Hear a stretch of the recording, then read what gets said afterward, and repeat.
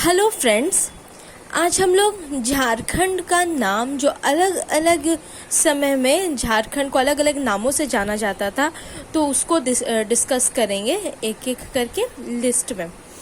Start करते हैं। झारखंड, झार प्लस खंड, झार मतलब वन, खंड मतलब प्रदेश, तो झारखंड का शाब्दिक अर्थ हो गया वन प्रदेश। रीज़न क्या था इसका? क्योंकि वन और झाड़ी की बहुलता थी झारखंड क्षेत्र में। इस कारण जो झारखंड का उल्लेख है ऐतिहासिक ग्रंथों में अलग अलग नामों से किया गया है। सबसे जो प्रथम साहित्यिक उल्लेख मिलता है झारखंड का वो ऐतरेय ब्राह्मण में मिलता है। ऐतरेय ब्राह्मण तो कब? तो 13वीं शताब्दी में ऐतरेय ब्राह्मण में। और नाम क्या था ऐतरेय ब्राह्मण में? पुंड या पुंड्र। ओके, तो एंशियंट टाइम्स में, मिडिवल टाइम्स में और मॉडर्न टाइम्स में अलग अलग नाम है, उसको एक एक करके देखते हैं। प्राचीन समय एंशियंट टाइम्स में बात करें तो सबसे पहले पुराणों में वायु पुराण में मुरंड, विष्णु पुराण में मुंड, भागवत पुराण में किक्कट प्रदेश कहा गया है झारखंड को। अब वेदों में देखते हैं तो ऋग्वेद में किकाटा नाम देशो अनार्थ, किकाटा नाम देशो अनार्थ। अथर्ववेद में व्रात्य कहा गया है। वैदिक साहित्य में झारखंड की जनजातियों को कहा गया है असुर। ऋग्वेद में असुरों को लिंग पूजक या सिस्नो देवा कहा गया है। तो कि कौन से वेद में असुरों को लिंग पूजक कहा गया है? तो ऋग्वेद में। अब महाभारत का बात करते हैं। महाभारत काल में झारखंड पर अधिकार था जरासंध का। जरासंध जो थे वो वृहद्रथ वंशी सम्राट थे। महाभारत के दिग्विजय पर्व में झारखंड का नाम मिलता है पुंडरिक। और महाभारत में जो नाम मिलता है वह है पशु भूमि, क्योंकि यहाँ जंगल था तो बहुत पशु हुआ करते थे, तो महाभारत में पशु भूमि और दिग्विजय पर्व में पुंडरिक।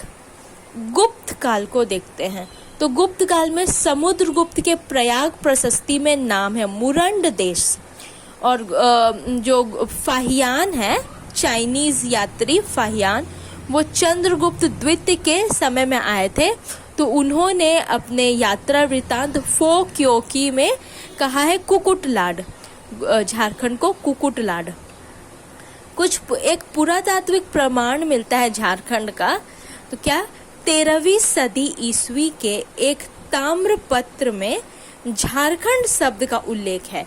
तो झारखंड शब्द का उल्लेख ये पहला पुरातात्विक प्रमाण है।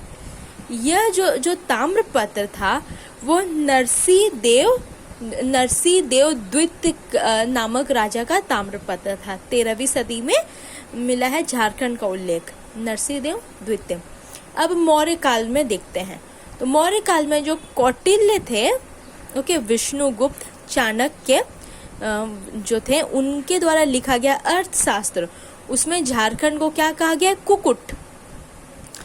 अशोक के 13वें शिलालेख में क्या जिक्र है? अटावी, झारखंड के लिए अटावी। पूर्व मध्य काल के में संस्कृत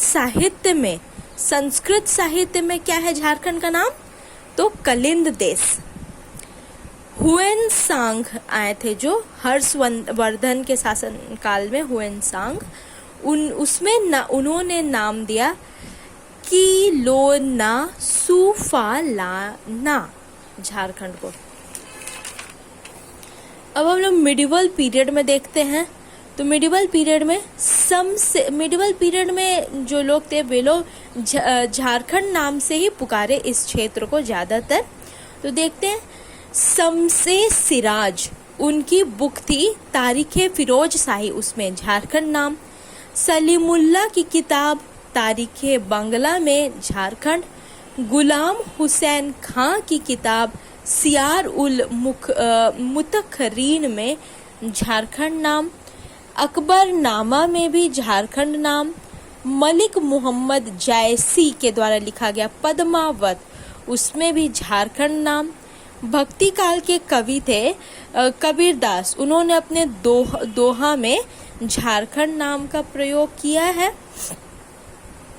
मुगल शासन काल के दौरान भी नाम क्या था? मुगल शासन के दौरान खुकरा या कुकरा, तो इसका जिक्र मिलता है तुजुके जहांगीरी में। तुजुके जहांगीरी में नाम मिलता है झारखंड का खुखरा या कुकरा। आईने अकबरी में कोकरा या खंकरा, कोकरा या खंकरा। इतिहासकार बुकानन जो थे, उन्होंने बनारस से लेकर के वीरभूम तक संपूर्ण पठारी क्षेत्र को झारखंड रूप में वर्णित किया था। हो गया मिडिवल टाइम। मॉडर्न टाइम में देख लेते हैं। ईस्ट इंडिया कंपनी जो है उन्होंने नाम दिया था छोटा नागपुर।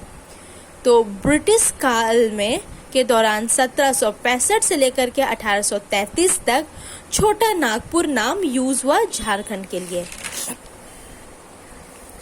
1834 में अंग्रेजों ने इसे south western frontier agency SFWA, दक्षिण पश्चिमी सीमांत एजेंसी नाम से एक प्रशासनिक इकाई के रूप में गठित किया झारखंड को, और इसका जो मुख्यालय हेड क्वार्टर वो क्या रखा गया? विल्किंसनगंज या विशुनपुर या किशुनपुर भी कहते हैं।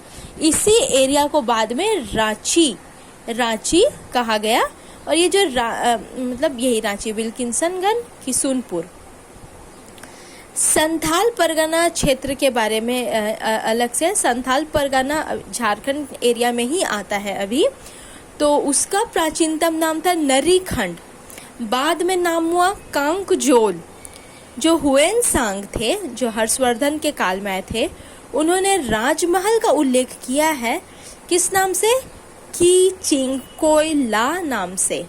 और पूरे झारखंड का उल्लेख किस नाम से किया था? तो वो किया था किलोना सूफालाना। और सिर्फ संथाल परगना राजमहल क्षेत्र का उल्लेख किया था की चिंगकोयला नाम से। संथाल परगना के राजमहल पाकुड़, गोड्डा और दुमका हिस्से को दामिनी कोह कहा जाता था। ठीक है, राजमहल, पाकुड़, गोड्डा, दुमका को दामिनी कोह। संथाल परगना को प्राचीन समय में जंग लतरी भी कहा जाता था। अब कुछ अदर पॉइंट्स देख लेते हैं। झारखंड को कर्क खंड नाम से जाना जाता है। इसका कारण क्या है? जनजातियों की अधिकता के कारण कर्क खंड।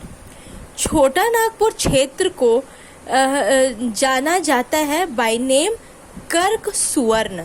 तो जो छोटा नागपुर एरिया जो है उसको कर्क सुवर्ण नाम से जाना जाता है। टॉलमी जो थे उन्होंने नाम दिया था झारखंड एरिया को मुंडल। टॉलमी के द्वारा क्या नाम दिया गया था? मुंडल।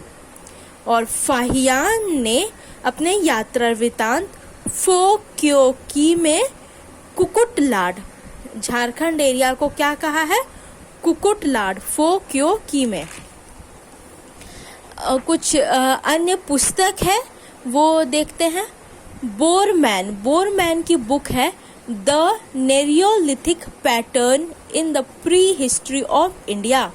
इससे नवपाषाण काल, जो न्योलिथिक एज था, उसमें हस्त कुठारों के 12 प्रकार है, उसकी जानकारी मिल जाती है। तो ये हस्त कुठारों के 12 प्रकार ये पूरे झारखंड में मिलते थे, 12 प्रकार, उसकी जानकारी मिलती है इस बुक से, the neolithic pattern in the prehistory of India, written by Borman. फिर D.N. मजुमदार, उनकी बुक है races and culture of India. उसमें चेरो, खरवार, भूमिज, संथाल, ये जो जनजातियां हैं झारखंड में, उनकी पूरी जानकारी मिल जाती है। डाल्टन की बुक है द कॉल ऑफ छोटा नागपुर, और इसमें अमरनाथ की बुक हो गई कथा कोश। डाल्टन की बुक द कॉल ऑफ छोटा नागपुर और अमरनाथ दास की बुक कथा कोश। तो इन दोनों बुक से, और एक बुक है एल टिकेल की book notes on a tour in Manbhum और एथनोलॉजी ऑफ बंगाल, ये सब जो पुस्तक है इन सभी बुक्स से जनजाति इतिहास और संस्कृति की जानकारी मिलती है। Okay, thank you.